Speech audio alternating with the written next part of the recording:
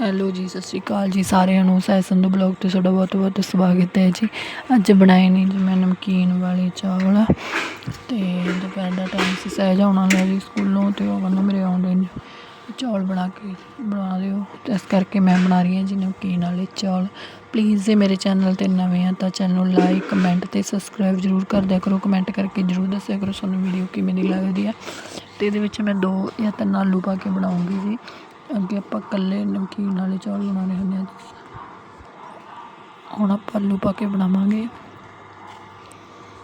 ਅਤੇ ਇੱਥੇ ਮੈਂ ਪਾਊਂਗੀ ਰਿਫਾਇੰਡ ਅਤੇ ਘਿਓ, ਕਿਉਂਕਿ ਤੇਲ ਆਪਣੇ ਕਾਲੀ ਕੜਾਉਣੀ ਧਰੀ ਹੋਈ ਹੈ ਜੀ, ਕਰਕੇ ਰਿਫਾਇੰਡ ਦਾ ਤੇਲ ਪੈਕਟ ਪਿਆ ਸੀ ਇੱਕ, ਉਹਦੇ ਨਾਲ ਹੀ ਬਣਾਵਾਂਗੇ। ਅਤੇ ਇੱਥੇ ਮੈਂ ਹੁਣ ਲਾਊਂਗੀ ਜੀ ਤੜਕਾ।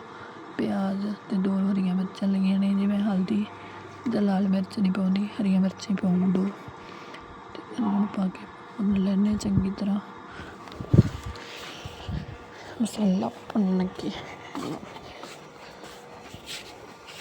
ਅਤੇ ਇੱਧਰ ਮੈਂ ਰੱਖੇ ਨੇ 3 ਆਲੂ ਕੱਟ ਕੇ, ਅਤੇ ਇਹਨਾਂ ਨੂੰ ਬਾਅਦ 'ਚ ਕੱਟੂੰਗੀ ਜੀ। ਪਹਿਲਾਂ ਚੰਗੀ ਤਰ੍ਹਾਂ ਆਪਾਂ ਮਸਾਲਾ ਭੁੰਨ ਲਈਏ।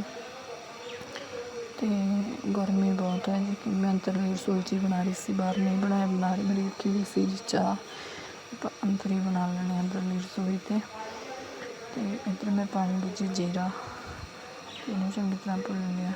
ਪਲੀਜ਼ ਮੇਰੇ ਚੈਨਲ ਨੂੰ ਸ਼ੇਅਰ ਜ਼ਰੂਰ ਕਰ ਦਿਆ ਕਰੋ ਜੀ ਵੀਡੀਓ ਨੂੰ। ਚਲੋ ਠੀਕ ਹੈ ਜੀ, ਹੁਣ ਇੱਥੇ ਮੈਂ ਲਾ ਰਹੀ ਹਾਂ ਤੜਕਾ।